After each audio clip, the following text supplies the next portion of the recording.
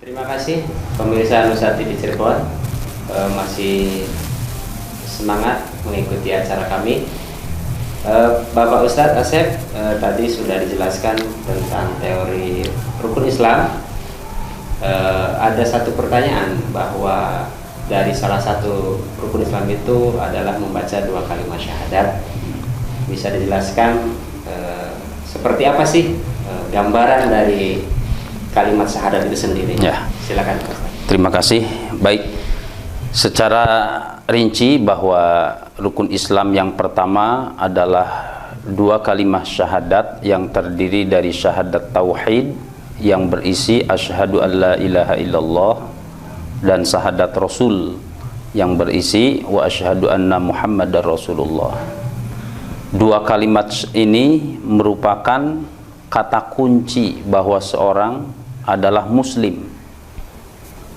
Orang kafir bisa melewati masa-masa kekafirannya hilang dengan dia bisa mengucapkan 2 kalimat syahadat.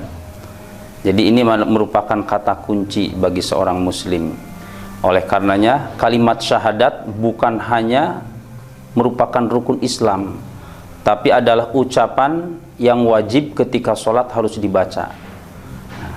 2 kalimat syahadat ini akan mencakup kekuatan iman, karena di dalam 2 kalimat syahadat ini tercakup aqaidul iman, yaitu sifat-sifat wajib bagi Allah, jaiz dan mustahil bagi Allah, juga sifat wajib, jaiz dan mustahil bagi Rasul. Itu diringkas pada 2 kalimat, yaitu asyhadu alla ilaha illallah wa asyhadu anna muhammadar rasulullah. Dari sini kita bisa ambil keterangan yang pasti bahwa ketika seseorang memproklamirkan bahwa syahadatnya itu ditambah dari 2 kalimat syahadat ini dengan kalimat-kalimat yang lain yang tidak ada landasannya, maka dia bukan termasuk muslim. Seperti yang terjadi sekarang-sekarang ini, ada di daerah Jawa Timur, di Jombang, yang mengaku sebagai Isa, dia menambahkan syahadat itu ditambah dengan Isa.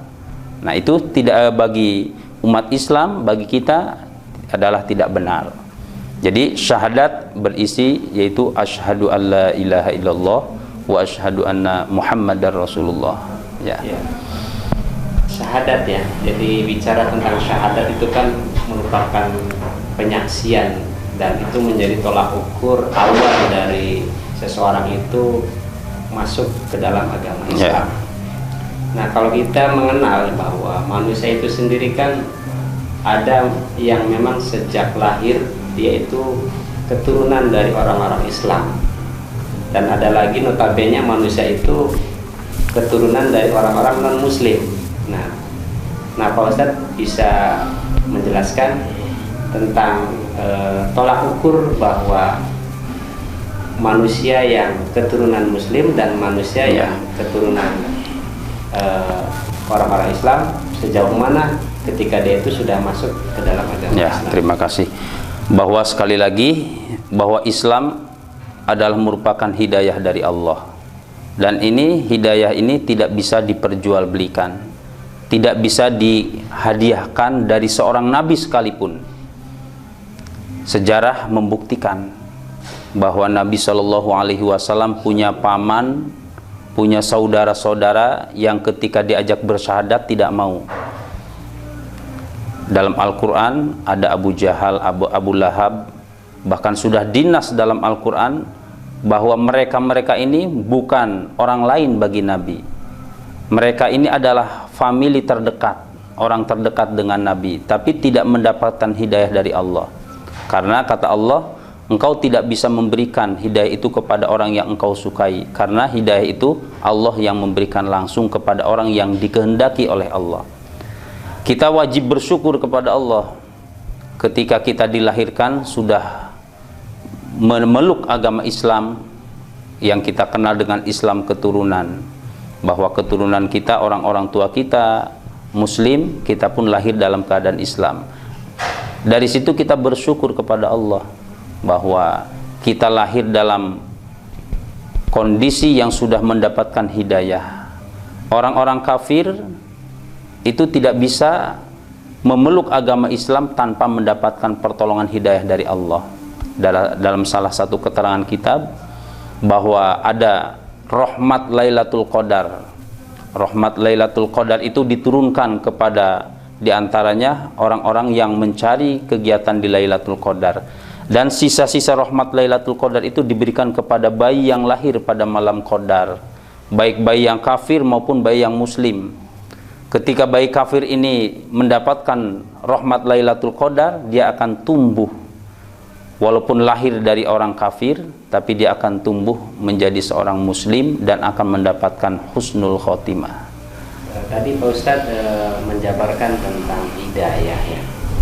Hidayah itu kan punya arti petunjuk dari Allah Subhanahu wa Ta'ala kepada umat manusia itu sendiri.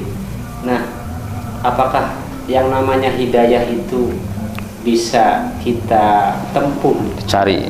atau kita bisa cari gitu? Bagaimana sih caranya supaya manusia itu meraih sebuah hidayah, Pak Ustaz? Ya, pada dasarnya semua apa yang terjadi di dunia ini bisa diikhtiarkan, bisa dicari. Orang kafir pun bisa mencari dengan cara dia mempelajari Islam atau dia dengan cara bagaimanapun, tapi satu kata kuncinya bahwa hidayah itu adalah pemberian dari Allah.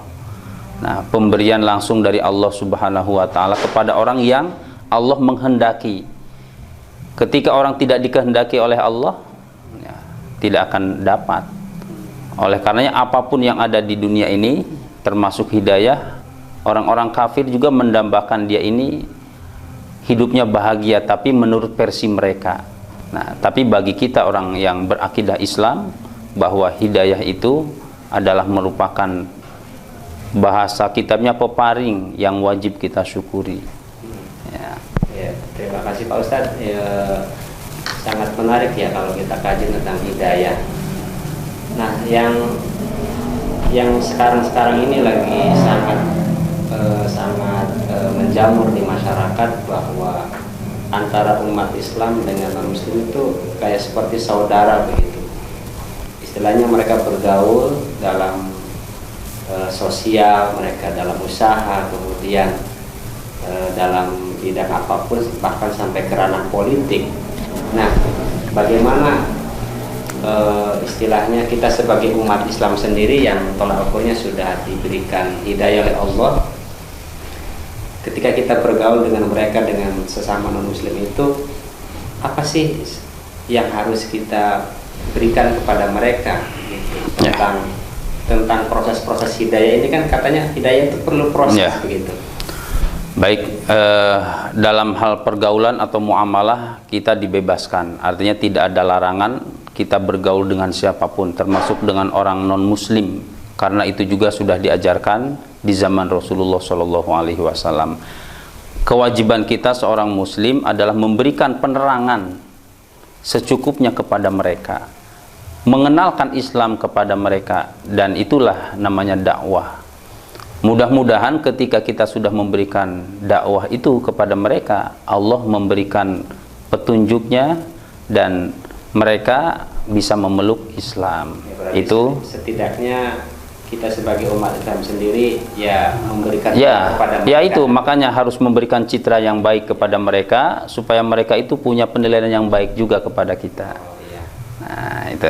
Berarti kesimpulannya bahwa kita sebagai umat Islam pun dalam hal ini harus memberikan contoh yang baik. Begitu. Ya, itu harus. Ya. Harus kita memberikan, Nabi memberikan contoh terbaik bukan hanya untuk kita umat Islam, tapi contoh terbaik untuk semua makhluk, termasuk orang-orang kafir, karena kunci kesuksesan Nabi adalah muamalah yang baik, baik itu dengan sesama kaumnya maupun dengan orang-orang lain. Sangat menarik para pemirsa Nusa TV dimanapun Anda berada.